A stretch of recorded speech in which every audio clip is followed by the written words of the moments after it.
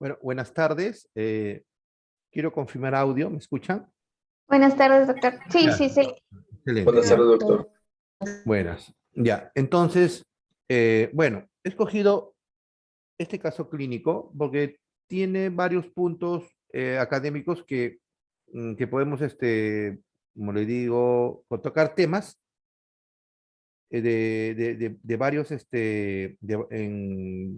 ¿cómo le puedo decir? Podemos coger, a partir de esto, podemos discutir varios temas, en otras palabras. Ya. Entonces, hablemos sobre el gigantismo hipoficiario. Entonces, como ustedes recordarán, ayer hablamos cuando hay una hipersecreción de hormona de crecimiento, la presentación clínica varía según el paciente tenga cartílago de crecimiento o no tenga cartílago de crecimiento. Entonces, si el paciente tiene la hipersecreción de hormona de crecimiento acontece en una edad en la cual tiene cartílago de crecimiento, entonces va a producir el gigantismo. En cambio, si la hipersecreción de hormona de crecimiento se produce en una etapa que ya cerró el cartílago de crecimiento, se produce la acromegalia. Ahora, hay que tener en cuenta de que yo digo cartílago de crecimiento, no digo edad. O sea, olvídense usar el término, no, las personas crecen hasta los 16, 17 años, hasta los 15, no. Una persona crece mientras tiene cartílago de crecimiento. Por lo tanto, la diferencia, voy a repetir, entre un gigantismo y una acromegalia depende en el momento en que acontece la hipersecreción de GH. Otro punto importante, otro tip importante, es de que la hormona de crecimiento básicamente tiene dos efectos. Dos efectos. El primer efecto, que es directamente por la hormona de crecimiento, que es el efecto hiperglicemiante, o también se dice efecto metabólico, que es directamente por la hormona de crecimiento. Por lo tanto, la hormona de crecimiento se le considera también una hormona del estrés, hormona contrarreguladora cuando se refiere a la insulina, porque la insulina es hipoglicemiante la hormona de crecimiento es hiperglicemiante. Y también se le conoce como hormona del estrés. Es una hormona del estrés. Entonces, ya. Y el efecto de promotor de crecimiento, el efecto sobre el cartílago de crecimiento, no es a través directamente de la hormona de crecimiento, sino es a través de un efector, que es la IGF-1 o somatomedina C, que es producida a nivel hepático. Y esta a su vez, mediante un proceso, no es simplemente tan simple IGF-1, sino mediante un proceso especial, tiene efectos sobre el cartílago de crecimiento, favoreciendo el crecimiento longitudinal de los huesos. ¿Hasta ahí está claro? Sí, ¿Aló? doctor. Sí, doctor. Sí, doctor. Más importante. Ya, sabiendo eso, bueno, profundizamos en el caso. Entonces, este es un paciente, ojo, desde la vida real, es un paciente, que personalmente hemos visto en el hospital, ya tiene una historia larga, que nos puede enseñar mucho. Bueno, el nombre es paciente de 30 años de edad, o sea, esto ha sido realizado cuando el paciente ya tenía 30 años de edad. Masculino, raza mestiza, soltero, desocupado, o sea, depende totalmente de su familia, van a contar la historia por qué razón. Solo llegó hasta el tercer año de primaria, nació en Pomalca, ¿no? Y procede de Pumalca, ¿no? Informante, mismo paciente y su papá. Ya, antecedentes importantes. Fue diagnosticado un tumor hipofisero secretor de hormona de crecimiento, ¿no? Que fue diagnosticado y operado a la edad de 1 año, 9 meses. O sea, es un caso muy particular. 1 año, 9 meses. ¿Cómo se dieron cuenta? Porque tenía ceguera bilateral. O sea, tenía un macroadenoma, un producto de hormona de crecimiento, estaba presionando el nervio óptico. Gracias a Dios que se recuperó, ¿no? Pero se dieron cuenta, ¿y quién se dio cuenta conversando con el papá? Porque se dio cuenta que no le dirigía la mirada. Entonces, porque es bien difícil en un bebito, ¿no? Pero el papá se dio cuenta que fue progresivamente. Y fue operado en el Hospital Central de la FAP. Recupera la visión después del acto quirúrgico. O sea, fue a tiempo, porque si hubiera sido hubiera pasado mayor cantidad de tiempo, hubiera sido una ceguera permanente.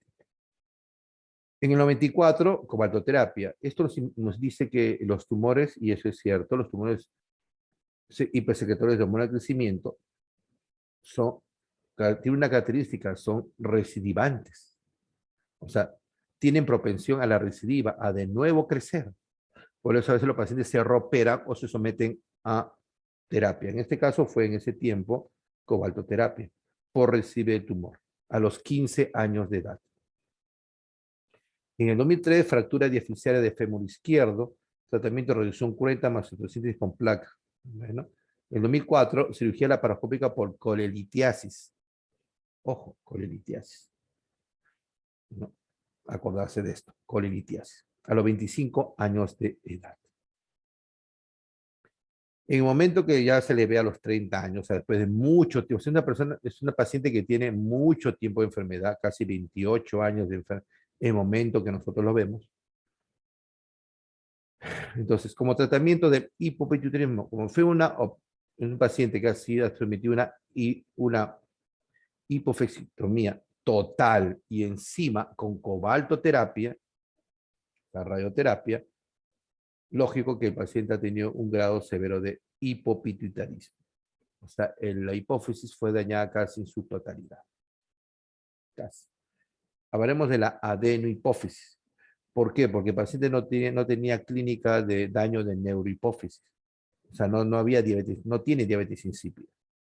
Pero sí tenía todo el cortejo del hipopituitarismo de la adenohipófisis.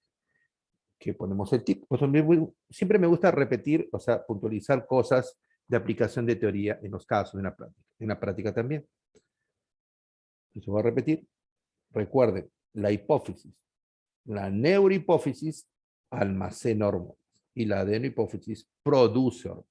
Eso nunca se olvida. Entonces, tenemos que usaba levotiroxina, que usa levotiroxina. ¿Por qué? Porque el eje, los tirotropos fueron dañados. Usa pernisona, ¿por qué? Porque los corticotropos fueron dañados. Usa enantato de testosterona, porque los gonadotropos están dañados. Intramuscular, 250 miligramos cada 3 semanas. Cabergolina. Ahora, ¿por qué el uso de cabergolina? Bueno, en este caso particular, o en general, en aquellos tumores productores de hormona de crecimiento, en un tratamiento previo o posterior a la cirugía se da cabergolide, que es un agonista dopaminérgico. Entonces, por teoría, ustedes se dieron cuenta que la dopamina, ¿qué hace? Disminuye la producción de prolactina. Entonces, en este paciente dirán, pero ¿por qué se le da esto si el paciente tuvo hipersensición de IH y no hormona de crecimiento? ¿Por qué? No sabemos, por repente ha sido un tumor, no tenemos una anatomía patológica tanto tiempo. De repente era un tumor mixto. O se considera que en todo tumor hipersecretor de hormona de crecimiento, debido a las características de la célula, tienen siempre receptores de prolactina. Entonces se ve que hay un efecto siempre remanente a los agonistas, o sea, siempre es un apoyo. En este caso, aparentemente es eso, porque al menos en el tiempo que no hemos visto nosotros, no hemos encontrado valores de prolactina elevados. Por eso se da el cabergolide. El cabergolide se da de manera semanal, se da en la noche. ¿Por qué? Porque los agudos dopaminérgicos producen un poco de hipotensión ortostática. Por eso se da en la noche, momento que toman y se acuestan para que no tengan el problema. Si lo toman de día pueden tener especie de mareo o hipotensión ortostática. Y octreotide, 50 microgramos cada 12 de vía subcutánea. Octreotide. Ya. De este medicamento, ese sí es un medicamento específico para los pacientes con posoperados y persecución de GH, para evitar la recidiva o la recidiva sea menor. Porque estos actúan directamente a nivel de la hormona de crecimiento. En este caso, este es el que se usa a diario, que ya no se usa actualmente, ya se está usando actualmente en la versión programa, el octreotide LAR, que su dosis es semanal. Pero en ese tiempo se le daba esto, cada 12 horas. Antecedentes, vamos a sus tomografías. Las que teníamos a nosotros, porque ojo, esta es una historia muy larga. TAC decía turca, 2003. ausencia de imagen correspondiente a la glándula hipoficiaria con descenso de las cisternas supracelares que ocurre en silla turca, lo que condiciona adelgazamiento y erosión de piso celar. Ahora, ¿por qué se pide? Porque, por lo que me digo, que son recidivantes. Entonces, cada cierto tiempo se hacen imágenes de hipófisis para ver si hay tumores recidivantes que sean tributarios de un nuevo acto quirúrgico o de radioterapia. Tromogea de silla turca de 2004. Ausencia de imagen corresponde a la hipófisis, estando ocupada la silla turca por las cisternas supracelares descendidas con adelgazamiento y erosiones del piso. No hay clasificaciones normales para celares y los senos cavernosos sin aspecto normal. No. O sea, ha sido aparentemente una cirugía no muy cruenta porque se ha mantenido la silla turca. Tomografía, ¿no?, de silla turca, tomografía computerizada multicorte, ya es un tumor un poquito más de mayor calidad de imagen, ausencia de la glándula hipófisis por el descenso quirúrgico, condiciones de descenso de la cisterna supracelular asociada al adelgazamiento del piso celular, regiones paracelares conservadas. Conclusión, durante el 2003, 2004, 2009, no se evidencia imágenes de recidiva. Pero ojo, son imágenes. Pero el paciente es una parte de la imagen, pero lo otro es los niveles séricos de hormona de crecimiento o IGF-1 que pueden estar elevados. Es decir, no porque no tenga una imagen de un tumor, voy a decir, el paciente está bien. No. A pesar de no tener imágenes no compatibles con un tumor, una recidiva, el paciente siempre, permanentemente, tiene alto el IGF-1. Y la única fuente conocida que tenemos de hormona de crecimiento es la hipófisis. Usted me pregunta, ¿y ahí fue una fuente ectópica de hormona de crecimiento? Sí, pero es rarísimo. ¿Ya? Pero en este caso, la única fuente detectada, la única fuente es la misma hipófisis. Entonces, pero no porque no tenga imágenes, voy a decir no, controlado, no. ¿Cómo se dan cuenta? Esto nos enseña este caso. Entonces, ingresa al servicio de endocrinología el 19 de agosto de 2009 para completar estudio previo para tratamiento contra, porque ya teníamos disposición en el seguro. No era libremente su receta para el 2009, sino había que hacer un expediente. Es la razón por la cual este paciente, ustedes van a ver que hemos hecho varios estudios, como si fuera un paciente recién diagnosticado, lo que no es cierto, pero todo ese estudio se fundamentó, uno, debido al caso, bueno, nosotros hablamos de este tipo, hablamos de un paciente muy interesante, pero también era para fundamentar, hacer el expediente para fundamentar el uso de la octotielar. Porque los medicamentos no se recetan alegremente, porque en ese tiempo ya bajó de precio, pero es un medicamento de alto costo. En ese tiempo ese medicamento estaba 6.000 soles cada ampolla. Entonces, un medicamento controlado en el seguro, en el salud. Y para poder que los acepte la institución y que le compre mensualmente al paciente, se debe fundamentar con un expediente. Por eso se hizo todo el estudio. Debido a la intolerancia a la octotide simple, la octotide simple se fundamentó pasarlo al LAR. ¿Por qué? Porque había balonamiento abdominal, dolor abdominal tipo cólico, náusea y vómito bilioso. Y una reacción adversa también los octotide más con el que sea diario es que son litogénicos biliares. Pueden formar cálculos en la vesícula. Y recuerda que este paciente ha tenido una operación bocololitias. Refiere a esas 3 semanas dolor y subido de predominio izquierdo. Al examen físico. Presión arterial, ok. Frecuencia cardíaca, ok. Frecuencia respiratoria, ok. Peso, 110 kilos. Pero el paciente, usted, o sea, no es obeso, es por la talla. Pues. La talla, 2 metros, 35, 2.035, o sea, 2 metros prácticamente de talla. Brazada, 2 metros. Vértex pubis, 0.865 metros. Pubisuelo, 1.160 metros. Ahora, estos son variables antropométricas. Antropométricas.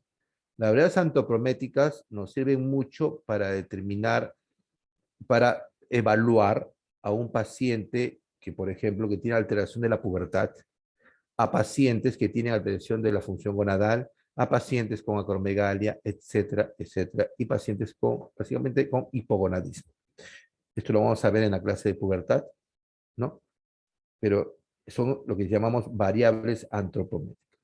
Y vamos a ver qué significa la brazada. Hay relaciones, o sea, En países, entonces como Chile, otros países, hay parámetros antropométricos en unas tablas con deviaciones estándar. Nosotros no lo tenemos. Por eso a veces cuando hacen su tesis, se les especifica que estudien esto porque no soy muy estudiado en esto. Personalmente mi tesis ha sido también a niveles antropométricas o inicio de la pubertad. Por eso, pero lo interesante de esto es de que puede haber variaciones poblacionales por lo que hay que determinar. No se evidencia fasis acromegálica, es decir, su fasis no es acromegálica, es gigantismo. Incremento de la producción de sebo evidenciada a nivel de la sala de nariz. ¿Por qué se especifica cuestión de sebo? Porque es un signo clínico de actividad. Por ejemplo, ahora que hay más recursos diagnósticos de laboratorio, bueno, a veces uno se descuida en la clínica antigua, pero generalmente nosotros en la clínica tenemos signos clínicos que me pueden sugerir hiperactividad de la hormona de crecimiento, ¿no? Que puede ser presión alta, hiperglicemia, incremento de la producción de sebo en el ala de nariz, o sea, ustedes pasan y sale así como si fuera queso. Es un signo de hipersecreción, de actividad, de hiperactividad de la hormona de crecimiento. Entonces tenemos al paciente, se dan cuenta, no es un paciente que tiene fases acromegálicas, ¿no? Ahora, ¿para qué me sirven esos segmentos corporales? O sea, las variables antropométricas. Tenemos, por ejemplo, el peso y la talla. Con peso y talla, ¿qué podemos sacar? El índice de masa corporal o índice de Quetelet. Ahora, el peso sobre talla es una variable antropométrica. Brazada. La brazada es una variable antropométrica que sirve mucho para relacionarlo con la talla. Y pubisuelo, o sea, tenemos vértex pubis. Vértex se llama, me estoy tocando la cabeza, es vértex hasta el pubis, o sea, la sífilis del pubis. Es como partir el cuerpo en dos. Y de pubis al suelo es lo otro. ¿Por qué? En estos casos me sirve para determinar la proporción, ¿no?, de los miembros en la brazada para los miembros superiores. Y el vértex, y el pubis suelo es para ver lo de las piernas. Entonces, pues generalmente, en los pacientes que tienen hipersecreción de GH, como hay una sobreexposición de IGF-1, sobre el crecimiento, son pacientes que tienen los brazos y las piernas más largas. Entonces, al tener los brazos y las piernas más largas, me hacen variar las variables antropométricas. Eso es un parámetro para diagnosticar también hipersecreción de GH, en este caso, o hipogonadismo. Porque hay una relación estrecha. Generalmente los pacientes que tienen hipogonadismo, hay eso, también hay un sobrecrecimiento, o sea, hay un crecimiento, por decimos los parámetros de los brazos y piernas. En este caso, el paciente hizo hipogonadismo. ¿Por qué? Porque lo han operado, le han sacado el tumor a 1 año y medio de edad. O sea, y el tratamiento no sabemos si lo empezaron en la edad adecuada o no, la testosterona. Pero también tiene cierto grado de hipogonadismo, el cual ha favorecido también que tenga los brazos y las piernas largas. Entonces ahí tienen los parámetros. Relación de segmentos corporales en un adulto. Acá cuando vean las variables antropométricas, cuando llegan a adulto, el adulto quiere decir no que tenga 20 años, 18 no, quiere decir que no tiene cartílago de crecimiento. Antropométricamente hablando, un adulto es aquel paciente que no tiene cartílago de crecimiento. No tiene, o sea, no va a crecer más. Entonces, en un paciente que no crece más porque no tiene cartílago, estas son las proporciones que se consideran normal. En estos casos, en la antropométrica, Centan, lo que sea, se maneja la división estándar, o sea, lo que se dice ahí abarca el 95% de la población, pero esto no quiere decir que todos 100%, sino que hay un 5% que es un 2.5% que puede tener por encima o por debajo, pero sigue siendo normal. Ya. Entonces, el segmento inferior sobre el segmento superior, ¿cuál es el segmento inferior? El pubisuelo. ¿Y cuál es el segmento superior? El vértex pubis. Entonces, cuando correlaciona el segmento inferior o pubisuelo con el vértex pubis, debe ser menor de 1 normalmente. ¿Qué quiere decir si sale menos de 1? ¿Cuál es mayor? ¿El segmento inferior o el segmento superior? A ver si están atentos. El inferior, doctor. El inferior. ¿Y que debe ser menor? Entonces, ¿por qué sale menos de 1? Superior debe ser. ¿Cuál? A ver. El superior. para que, claro, para que me salga menos de 1, el segmento superior debe ser mayor. ¿Ves que caen fácil? Uno por inercia dice, ya el segmento inferior es más largo. No. Es que es fracción. Normalmente en un adulto normal, el segmento superior es mayor que el segmento inferior. Por eso sale menor de 1. Pues. Para que salga menor de 1, el denominador debe ser mayor que el nominador. ¿O me equivoco? Sí. Sí, doctor. ¿Cierto? Entonces, ¿ves? Cayeron facilito. Ya. Ahora, con brazada y talla. Brazada es, bueno, no tengo el dibujo, pues usted ponga en internet. Bueno, como le voy a repetir esto de internet, yo uso mucho la pizarra, mucho los gestos en las clases.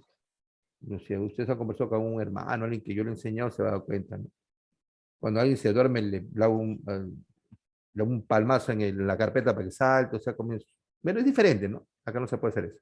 Pero en todo caso, brazada, usted pone que es como saca la brazada y van a ver cómo es, ¿no? Estiran los brazos, lo hiperextienden, se pegado a la pared, así como la policía los pone en la pared cuando hacen el cateo a alguien, igualito, ¿ya? Y se mide de extremo a extremo. Entonces, la brazada sobre la talla, ¿qué quiere decir brazada sobre la talla menor de 1?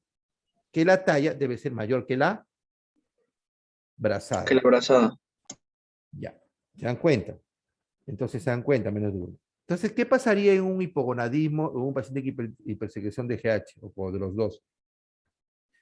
Se invierte, que el segmento inferior va a ser mayor que superior y que la va a ser mayor que la talla. Es decir, ¿por qué? Porque en estos pacientes, como hay mayor exposición al crecimiento desde mayor tiempo, crecen en mayor longitud los brazos y las piernas. O sea, son los, como decimos en lenguaje popular, son los patilargos, los brazos largos. ¿Entienden, no? Esa parte, ¿no es cierto? Está claro esa parte, ¿no? Está claro. Sí, doctor. Sí, Ya. doctor. Sí. Ya, claro, entonces pasamos. Entonces acá viene el término que bueno, tienen que conocerlo, vamos a repetir cuando hagamos la clase de pubertad, si es que lo hago yo, hábito corporal eunucoide. ¿Qué es eunuco?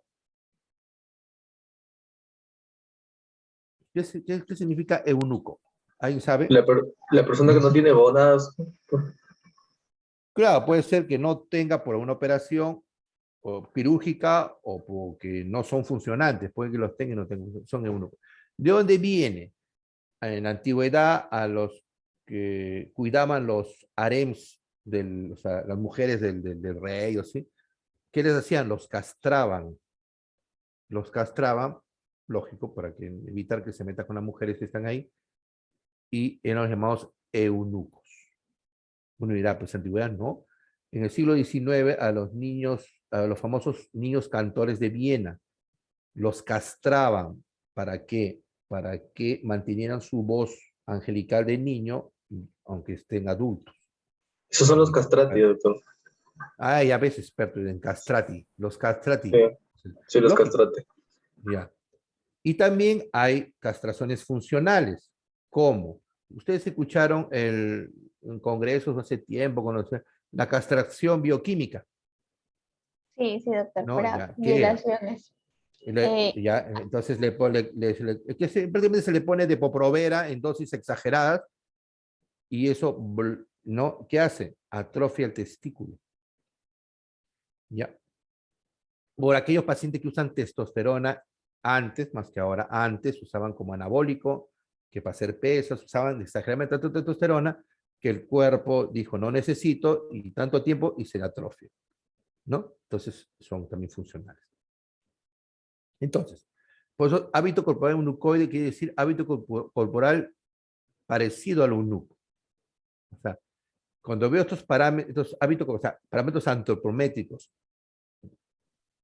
o características físicas que me sugieran un hábito corporal eunucoide, estoy obligado a investigar, ¿no?, la función gonadal. Ya, entonces, ¿cuáles son? Vello corporal y cantidad y distribución prepuber. Entonces, yo tengo un vello corporal, en un adulto se supone, tengo un vello corporal que en un niño, o sea, no tiene, si no tiene barba, no tiene vello pubiano, ¿no? Y deduzco, este paciente tiene déficit de andrógeno. Ahora, el vello pubiano y vello axilar, ¿de qué depende? ¿De qué andrógeno? La testosterona, doctor. Testosterona. No. Específicamente de la alfa-testosterona, creo. ¿Seguro? Ya les dejo eso. Yo no le voy a decir la respuesta para la clase cuando vamos de la pubertad. Voy a pedir hacer la clase de pubertad, ahí le voy a preguntar. Ya. El pobre desarrollo muscular, ¿de qué depende? De los andrógenos, ¿no? Entonces, ausencia del cierre de cartílago de crecimiento, la brazada excede mayor de 5 centímetros a la talla, o sea, la proporción cambia, no es menor de 1, es mayor de 1. Y el segmento inferior excede más de 5 centímetros del segmento superior, o sea, se invierte, ¿se dan cuenta? Es así de simple. Entendiendo, se van a acordar. Entonces, hay ausencia de cierre de cartílago, ¿por qué? ¿Por qué? Porque los andrógenos favorecen un cierre. Ejemplo, antes, ¿qué hacían? O sea, pero un mal manejo, ¿no? Venían con el pobre, uy, no crece, mi hijito no crece. Entonces, ponle testosterona. Le ponían testosterona. Es cierto, crecía, pero crecía rápido, pues se cerraba el cartílago, crecimiento también rápido. Entonces, se quedaba bajito al final. Entonces, los andrógenos favorecen el cierre de cartílago de crecimiento. Entonces, al faltarle andrógenos al paciente, hay mayor tiempo que esté el cartílago abierto. Entonces, mayor tiempo actúa la hormona de crecimiento, mayor tiempo actúa todos los factores que favorecen el crecimiento longitudinal. ¿Ya? Entonces, los andrógenos favorecen un cierre rápido del cartílago de crecimiento. O sea, crece rápido, pero realmente se cierra rápido. ¿Ya? ¿Aún una pregunta hasta acá? ¿Aún una pregunta hasta acá? Entonces, si yo tengo un paciente que veo que no llega a consultorio, bueno, lo que yo veo, generalmente es alto, veo piernas largas, veo que el vello corporal no tiene barba, no tiene bigote, le pregunto que no me afeito nunca, pobre desarrollo muscular, o sea, delgado, pero delgado de falta de músculo, y veo el borde de pelo, que es otro parámetro, el borde de pelo que no tiene, en un adulto que no tiene entradas, no, este paciente tiene un hipogonadismo. Examino los testículos atrofiados, el diagnóstico ya está. Y encima ginecomastia, síndrome Klinefelter, es un hipogonadismo. ¿No? Para eso sirve la clínica. ¿Ya? Entonces ahí está. Ahí está. Está. Entonces, ¿qué exámenes? Los primeros exámenes se pidió. Y los marcadores de la producción de la hipertensión hormonal de crecimiento son 2. Y el IGF-1, que ya saben que es el efector, y la proteína transportadora del IGF-1, que es la IGF-BP3. Son varias, pero la BP3 es más importante. Entonces, realmente se piden los dos. Entonces, el IGF-1 vemos que está a 547. Está por encima de rango. IGF-BP3 está por encima de rango. Ojo, a pesar de que en las tomografías, espiral multicorte, todo, no hay nada. Entonces, ¿qué quiere decir? Que hay células, que hay metidas células que están produciendo hormona de crecimiento. ¿Correcto? Tenemos T4 libre normal, y con TSH suprimido. Ustedes ven, T4 libre está normal porque toma la levotiroxina. Pero ¿por qué el TSH está bajo? Está 0.004. ¿Por qué?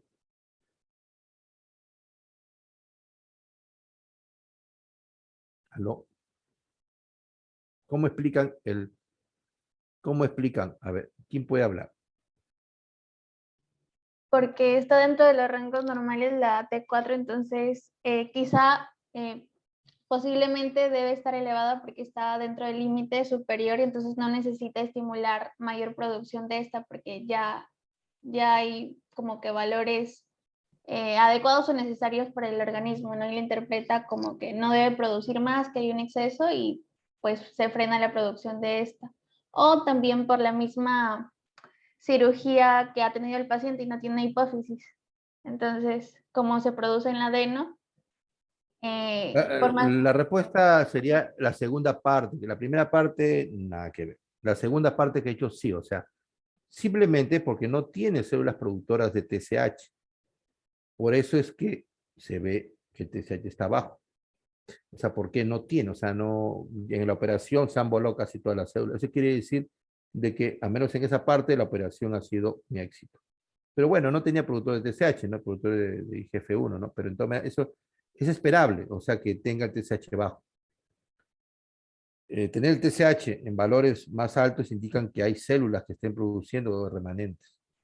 Ya, el LH está bajo, el FSH está bajo, ¿no? El ACTH está normal y el cortisol está bajo. Analicemos. El paciente usa enantato de testosterona, entonces se pone, entonces por feedback, o sea, puede ser porque no tenga células, es lo primero que pienso, pero también otra razón es que si, aunque tuviera algo de secreción de FSH, no se va a notar porque la testosterona que está por feedback está inhibiendo la producción, en este caso sí, FSH. La CTH, bueno, en rango normal, no puedo decir nada, pero el cortisol, por ejemplo, está suprimido porque también está usando prednisona. Entonces la prednisona me suprime el cortisol. Entonces, en cuestiones de los niveles de prednisona y testosterona, es más por la clínica que me llevo, no tanto por los exámenes, porque va a estar suprimido. Y la insulina en ayunas, recontra elevada. Ahora, normalmente en vez de insulina se debe pedir péptido C, porque la clase de diabetes, si yo la voy a llevar, se dan cuenta que el marcador de la producción endógena de insulina es el péptido C. Y se prefiere usar péptido C en vez de insulina. ¿Por qué razón? Porque péptido C se libera de manera equimolar, bueno, el dibujo lo vamos a ver en la clase, equimolar con insulina, o sea, una molécula de insulina por un péptido C. Y segundo, en la vida media del péptido C es más larga, 28 minutos más o menos, a diferencia de la vida media de la insulina que son 5 minutos. Bueno, en todo caso, la insulina elevada. ¿Por qué será? ¿Cómo explicarían por qué la insulina está tan alta? ¿Alguna explicación? Doctor, porque la hormona de crecimiento tiene un efecto hiperglicemiante. Esta ya esa es la respuesta. Ya. Entonces, ¿por qué? Porque, o sea, ver hiperglicemiante, o sea, es, por ejemplo, el manejo de la glicemia, por ejemplo, tenemos un medicamento hipoglicemiante, una sustancia de la insulina. La insulina se enfrenta solito a todas las hiperglicemiantes. ¿Y cuáles son las hiperglicemiantes? La más importante, la más potente en primer lugar, es el glucagon. Glucagon. ¿Le sigue quién? Le sigue la hormona de crecimiento, le sigue, ¿quién sigue? El cortisol, ¿no? En ese orden. Entonces, todas son hiperglicemiantes que se enfrentan a la insulina, contrarregulación. Ya, entonces, hemos dicho, bueno, esto más hizo poner académico, como obvio, el paciente tiene hipersecreción de GH, por IGF-1 alta, todo eso. Se le hizo hemos dicho, cuando ustedes sospechan una hipersecreción, ¿qué hacen? Hacen pruebas de inhibición. Inhibición. Entonces, en este caso, ¿cómo puedo inhibir la producción de hormona de crecimiento? Normalmente, dándole glucosa de fácil absorción, entre glucosa anhidra, como un descarte de diabetes igualito. ¿Por qué? Porque la glucosa anhidra me libera insulina y me inhibe la hormona de crecimiento. Porque normalmente la hormona de crecimiento disminuye, baja, cuando hay hiperglicemia. ¿Está claro, no? Entonces, el efecto normal de la glucosa en sobrecarga en un paciente normalmente me inhibe la hormona de crecimiento. Entonces, eso es lo que yo esperaría un normal. En este caso, un caso patológico no respeta los feedbacks. Entonces, en un caso patológico, por más que le dé glucosa anhidra, la hormona de crecimiento se mantiene o incluso puede elevarse. Entonces, es lo que buscábamos. Entonces, le dimos el té de tolerancia a la glucosa con 75 gramos de glucosa anhidra, igualito que se le da para un descarte de diabetes a un paciente X.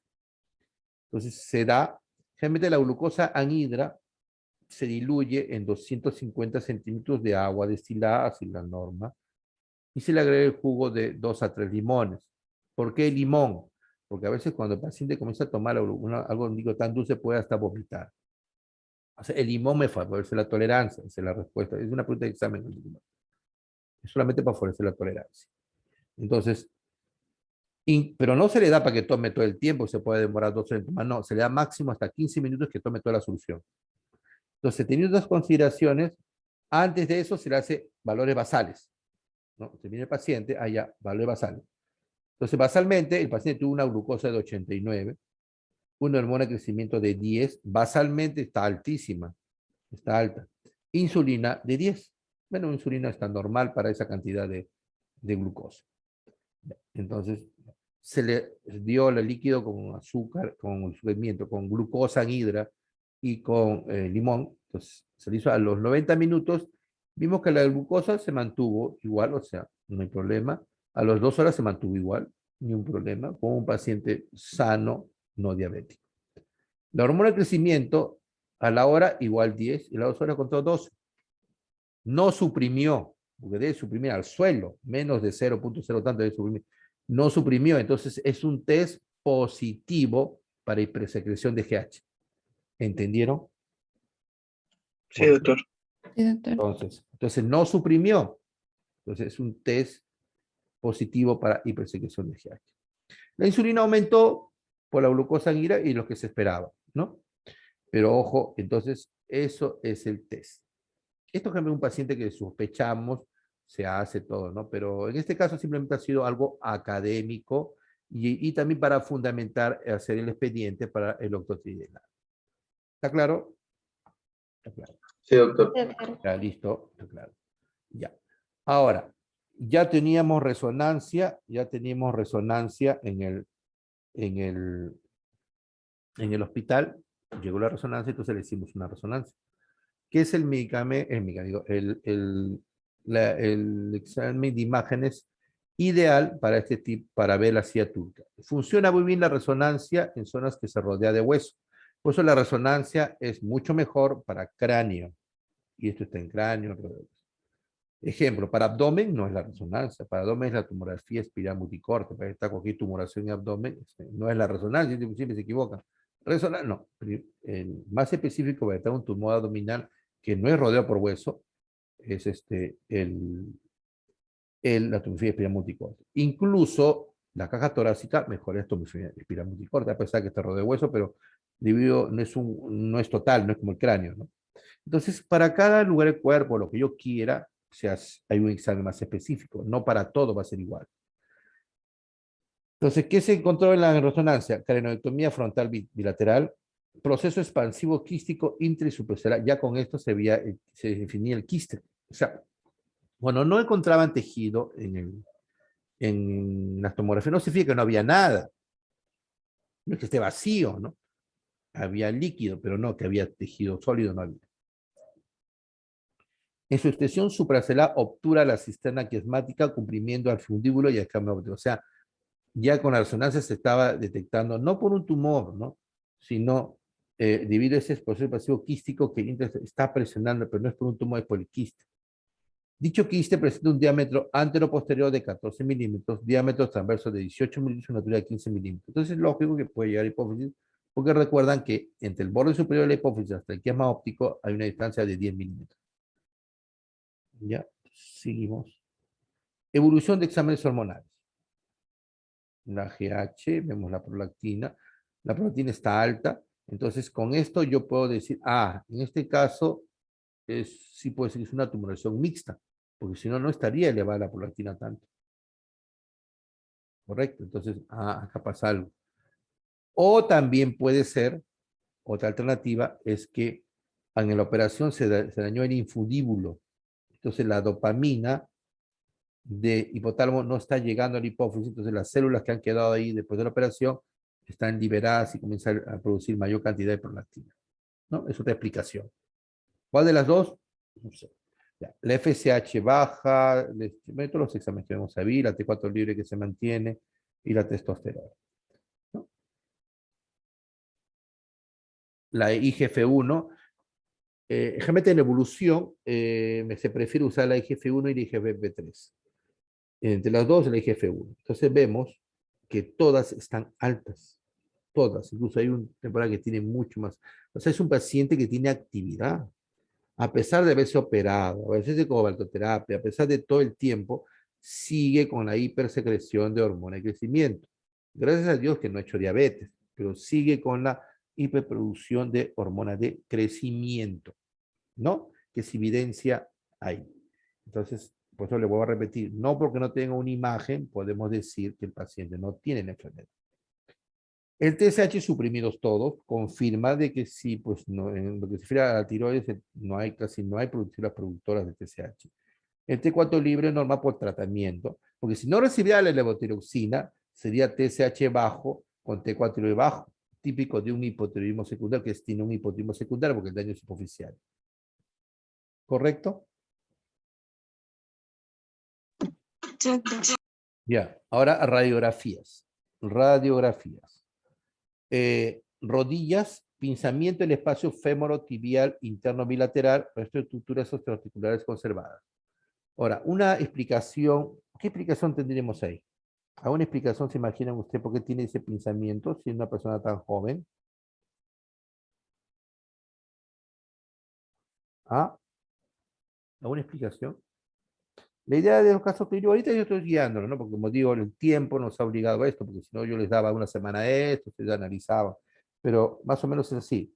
Hay que analizar, ¿ya? Hay que analizar la Doctor, cosa, ¿ya? doctor, Entonces, ¿puedo participar? sí, sí, sí, sí. Sí.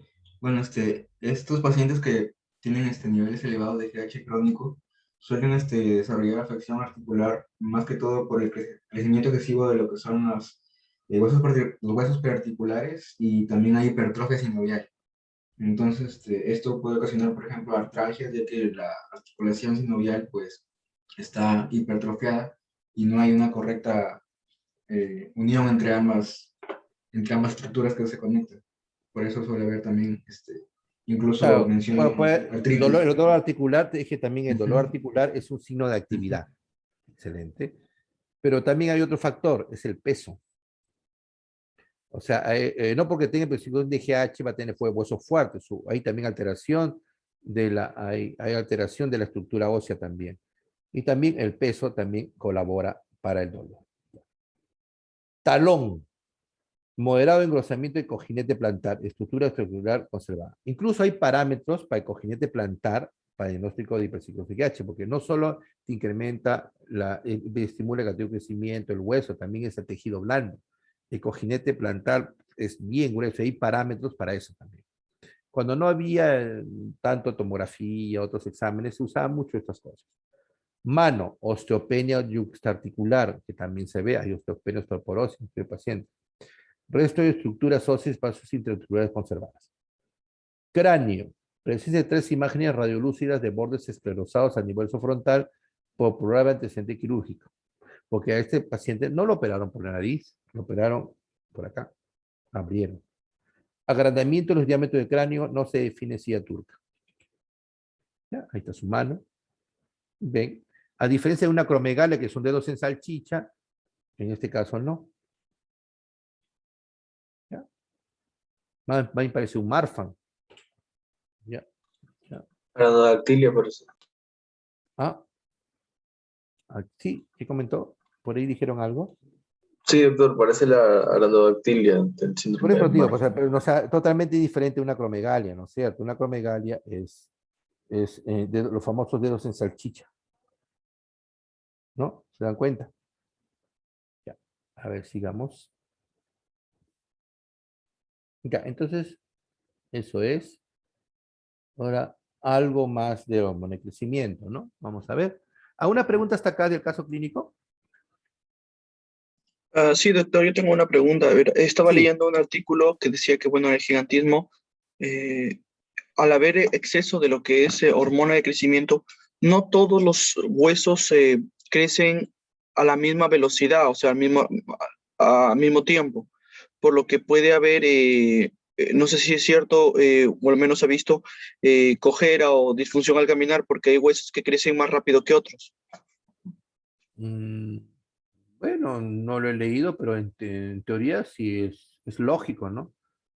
No sé, no te voy a decir, lo podría decir, ¿no? O sea, crece un miembro más que el otro, ¿no? Bueno, en general, todos los miembros no son iguales. O sea, en que ustedes verdades antropométricas, la antropometría te refiere que sí hay una pequeña diferencia. Claro que no es significativa. Puede ser, como no hay hipersecreción, se nota más, podría ser. Pero no sé, eso ya más depende de lo que has leído. Pues si has leído bien, no hay problema, eso es lo que has leído, ¿no? Ya. Ok, doctor. ¿Alguna otra pregunta? Sí, doctor, me llama la Sí. atención de que los valores en el paciente, sobre todo de T4 libre, estén dentro de los rangos normales. Sin embargo, habría como que déficit de la TSH. ¿Cómo se No, vería esto? no, es que está normal porque está usando el tratamiento. Ah, ya, ya, Si no ya, usara ya, tratamiento, estaría en el suelo la T4 libre. Ah, sí, No, es ah, que es ya. con tratamiento. Por eso es Ah, que ya. el parámetro para monitorizar en casos de hipotismo secundario la dosis de hormona de crecimiento es T4 libre. El TSH no me sirve, Ah, ya, doctor. porque el Ya, TSH siempre se va a salir bajo. ya. Ya, Era por la ya. No, levotiroxina. no, está bien, Gracias, está bien. doctor. No, está bien, está bien. Otra pregunta. Doctor, disculpe, usted Ah, mencionó la parte del quiste. Bueno, yo le entendí que esa parte del quiste estaba comprimiendo al infundíbulo, ¿no? Claro, entonces, no, claro, puede por infundíbulo, pero también está afectando el nervio óptico. O sea, ejemplo, en general, es una pregunta que le hacía a sus, sí me acuerdo, es que antes cuando enseñaba el USAT, mis preguntas eran abiertas, es decir, eran preguntas sin alternativas, como eran grupos pequeños, incluso les dejaba dar con libro y los corregía delante de ellos cada uno. Por ejemplo, ¿cómo colocar las preguntas? Pues ya hay un caso clínico, paciente con prolactina alta por un macroadenoma con prolactina muy alta. Entonces, y colocaba, explique usted las razones por las cuales la prolactina está elevada en este paciente. Entonces, las respuestas serán varias, no es una. O sea, uno, que ese macroadenoma sea funcionante, sea un prolactinoma. No es una razón. Pero otra razón, y que a veces no lo colocaban, era de que es un macroadenoma no funcionante, pero que por la misma masa me está presionando el infundíbulo, entonces no deja pasar la dopamina. Y al no pasar la dopamina, me libera mayor cantidad de prolactina. O sea, no pasa la dopamina. ¿Qué diferencia entre los dos? Generalmente los prolactinomas tienen valores mucho más altos de prolactina que aquellos que son por macro no funcionantes, que es por inhibición del pasaje de dopamina. ¿Te das cuenta? Entonces, esas dos posibilidades hay. ¿Ya? ¿Ya? ¿Alguna Entonces, pregunta? eso Sí. mismo pasaría con en este caso, la somatostatina. A eso más o menos se En hace este referencia. caso, a ver, en este caso, su prolactina no está muy alta. Podría ser, no sé antes, la tomografía no era buena para detectar ese quiste que se ve. Podría ser por la presión, pero también no teníamos la prueba, pero también la sospecha, generalmente la clínica, cuando digo la clínica puede predecir o deducir. Generalmente los tumores, macroadenoma, productores de hormona de crecimiento, que se producen en la niñez, así, generalmente son agresivos. ¿Por qué? Porque son mixtos. O sea, como se acuerdan, como se dice que puede haber mixtos, son, o sea, con hormona de crecimiento, producen hipolipolactina, predomina hormona de crecimiento. Entonces, no sabemos, pues no tenemos la anatomía patológica, porque la anatomía patológica la hacen con coloración, ahí te dice, tumor extraído positivo para prolactina, positivo para y ahí te lo ponen. Deduciendo por los valores, me pareciera ser que este era polifundible, pero por historia clínica parece que ha sido mixto. Yo pienso que ha sido mixto, ¿no? Pero eso sí, definitivamente, tiene células productoras de prolactina, a pesar de la operación, y ese tumor está presionando el infundíbulo, o sea, no está dejando pasar la dopamina. O sea, son posibilidades.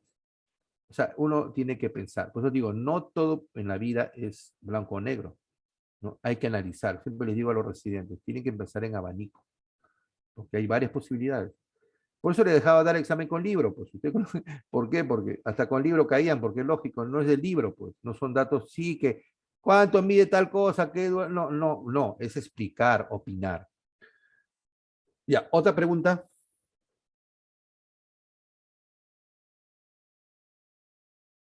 ¿Aló? Ya se quedaron mudos. Pues están Al con parecer no hipolicemia. hay preguntas, doctor. Están con hipolicemia. Doctor, ¿sí me escuchó? Sí, le escucho, dime. Ah, ya. Doctor, usted, bueno, con respecto a la prolactina que están hablando, bueno, sí está levemente elevada, pero igual está tomando el medicamento, ¿no? El cabergolina. No, ahí está, güey, me había olvidado, gracias. Está así tomando cabergolina, entonces más alto, tiene razón. Porque me acuerdo, porque yo lo hice estos estudios, claro, fue usando cabergolina. Entonces el paciente tiene más alto, entonces me corrijo, ¿ves? Pues yo no, tiene razón, o sea, de repente ha tenido valores mucho más altos. Entonces, con lo que me dice, sí, pues por eso yo en ese tiempo apuntaba de que ha sido un tumor mixto. ¿sí? Y va con la clínica, pues porque generalmente los tumores en esa edad, a la edad temprana de la vida, generalmente son más agresivos, son más agresivos. ¿Ves? Mosca. ¿Quién es que ha hablado? ¿Carlos Infante? Carl- Sí, ¿Ves? Bueno, doctor está Carlos mosca. Infante. Está mosca. Está bien. Muy bien. Ya, ¿alguna pregunta más? Doctor, sí. Sí. En la historia clínica mencionan de que a la edad de 1 año y 9 meses es operado, ¿no es cierto? Pero esa operación no consistió en la extracción total de la hipófisis, no la hicieron después. O fue a la edad ¿Cómo, del cómo, año cómo? y 9 meses.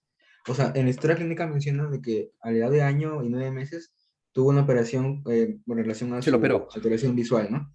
Pero esa operación fue para extraerle toda la hipófisis o solamente era para extraer una parte. Mira, no tengo, yo no tengo los reportes operatorios, ¿no? Porque ha sido hace, Porque pero según el papá, que es bien preocupado, me dice que el doctor que lo operó debe ser muy bueno, porque en ese tiempo que operó muy bien, ha sido que les dijo que le había estudiado todo.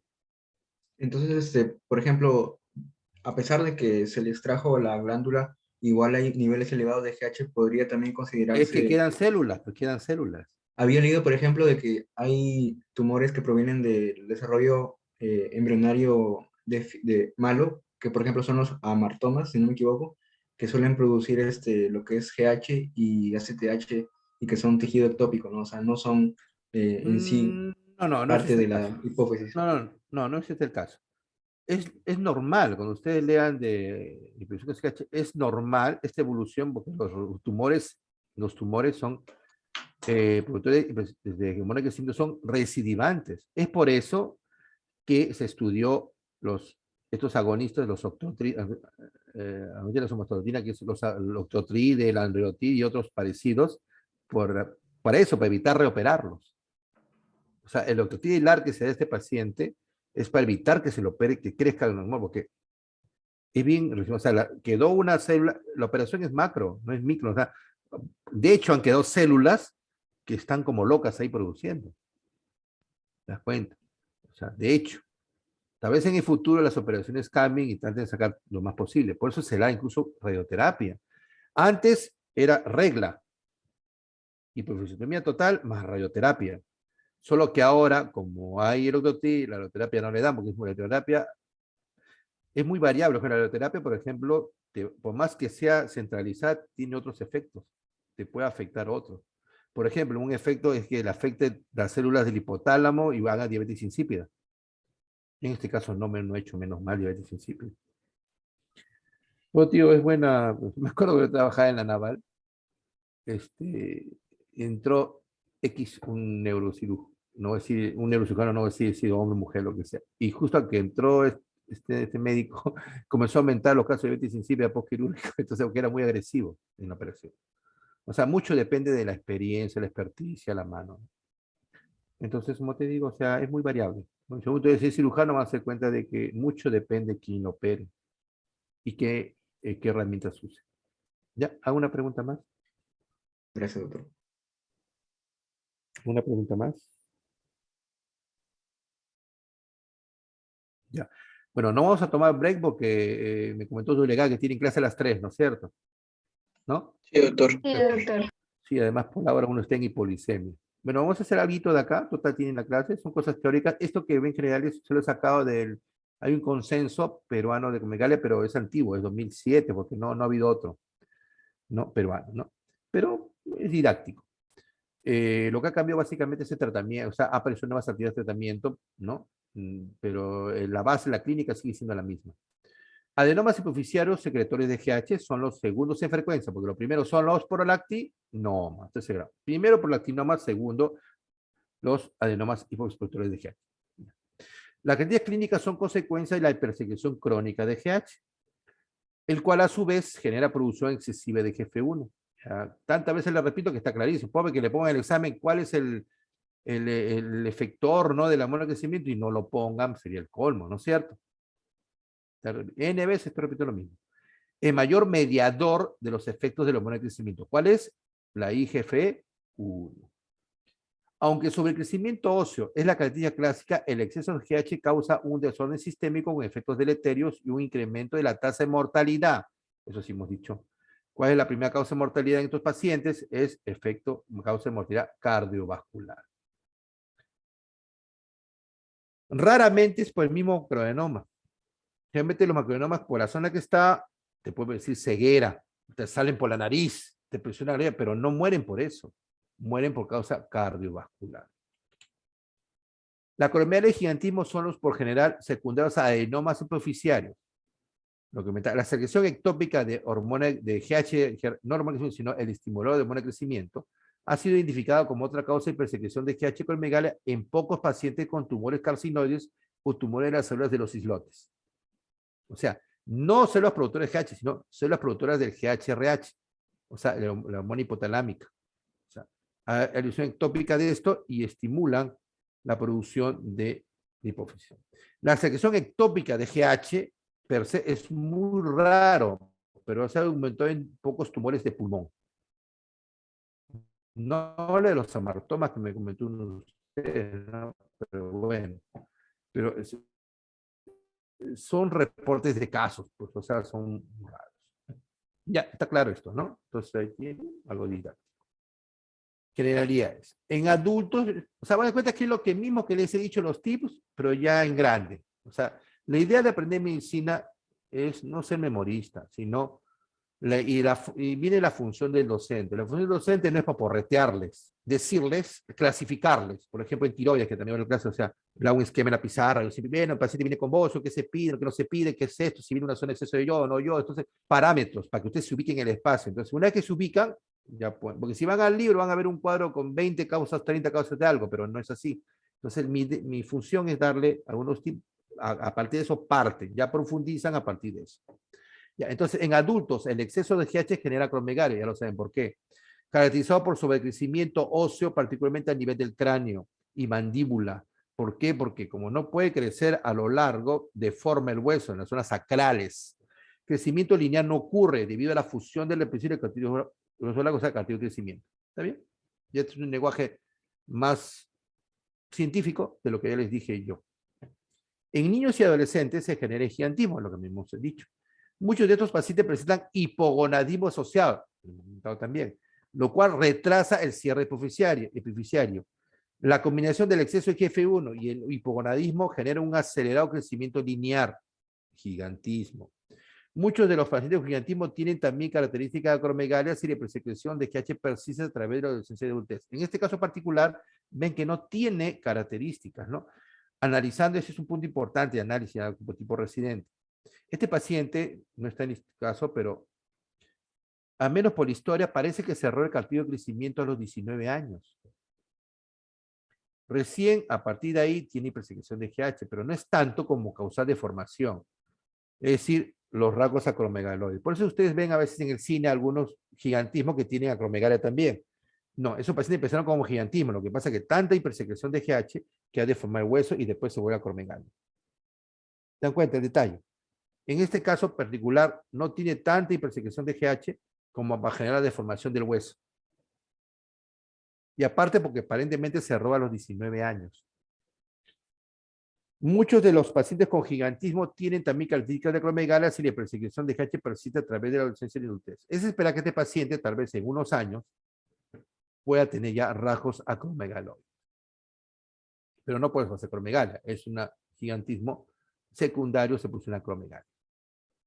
El primer acromegalia, no, cuántos para incidencia, pero eso ya es, entonces tienes ya números, lo revisa. Ya, patología. Los adenomas hipoficiarios causantes de acromegalia son usualmente mayores de 1 centímetro. Eso ya hemos visto, son macroadenomas. Compromete generalmente las zonas laterales de la hipófisis anterior. Menos de 20% son microadenomas. O sea, la mayoría son macro y la mayoría son micro. Cerca del 15% también tiene células lactotrópicas, teniendo estos tumores la capacidad de secretar GH y prolactina, que probablemente es el caso del paciente. La variación diurna, bueno, los que ya saben que durante el día se mantiene bajo. ¿Por qué? Porque la gente come. Más carbohidrato baja. Y en la noche se eleva, que es un periodo, el único periodo de ayuno, entre comillas, fisiológico, es el sueño. Entonces, durante el sueño se eleva. Por eso las abuelitas decían, duerme profundo y tus horas para que crezca. Si no, no vas a crecer. Es lo que hemos hablado. Bueno, son cosas ya de de patofisiología, agonistas. Ya. La dopamina y sus agonistas, como la bromocriptina, la apomorfina o la cabergolina, los cuales solamente estimulan la secreción de GH, paradójicamente causan supresión de la GH en cerca del 70-80% de pacientes con acromegalia. Acá hay algo más que no te había dicho. Entonces, ¿por qué se dio, por qué se da cabergolide? Se da porque a veces se asocian a politina y porque también tiene cierto efecto que a veces tiene significativo sobre la GH.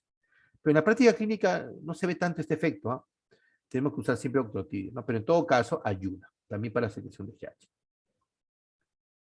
Entonces, esto ya... Doctor, disculpe, ¿listo? con Sí. respecto a la catecolina, había leído de que su función es más de normalización de la IGF-1 más que de la GH. No, pero ojo, no, lo que pasa es de que... ¿De dónde viene el IGF-1? Claro, por la estimulación de La GH. GH. O sea, al tú decirme eso, me está diciendo que es hormona de crecimiento, ¿no? O sea, porque la IGF-1, el mayor estimulador del IGF-1, en medicina no hay nada absoluto, pero el mayor estimulador del IGF-1, en estos casos, es la GH. Entonces, por eso es, ¿no?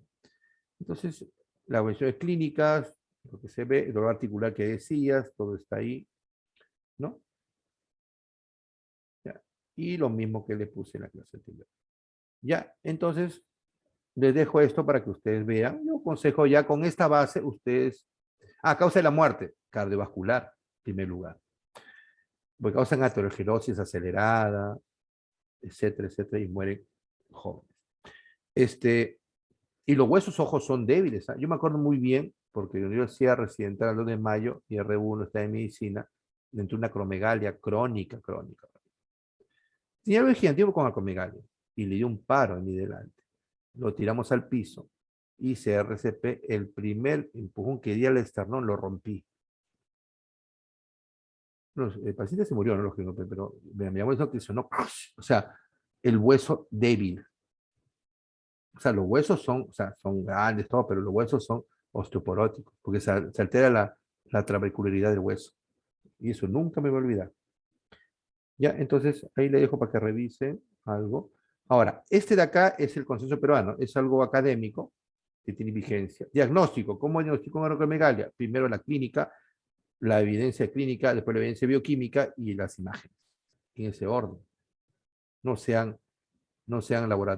tengan de laboratoritis, imaginitis, o sea, primero es la clínica. Evidencia clínica, lo que ya saben, vean, esta es acromegalia pura. Entonces, la bioquímica, IGF-1 de sexo, cuando se empiezan, y acá están lo que se aconseja hacer, ¿no? Y está todo. Evidencia imágenes también, y algoritmo diagnóstico. Claro, que varía actualmente, por ejemplo, el octotide, por ejemplo, la aprobación de octotide es para pacientes postquirúrgicos. Algunos neurocirujanos quieren, por ejemplo, en el seguro tenemos ese problema, querían utilizarlo previo a la operación, porque se reporta en un trabajo, es cierto, que previo a la operación me define mejor el tumor, más fácil de sacar, pero no lo aprobaba el seguro. Y el seguro dice, aunque sea que se compre, pero el paciente no se podía comprar, pues 6.000 soles, 6.800 soles no lo podían comprar.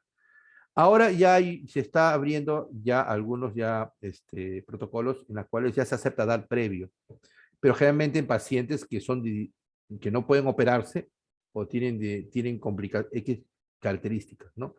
Porque dense cuenta ustedes, o sea, para todo, siempre en medicina se ve costo-beneficio y hay parámetros e instituciones en los seguros, ustedes van a gozar más eso, que tú no puedes recetar cualquier cosa.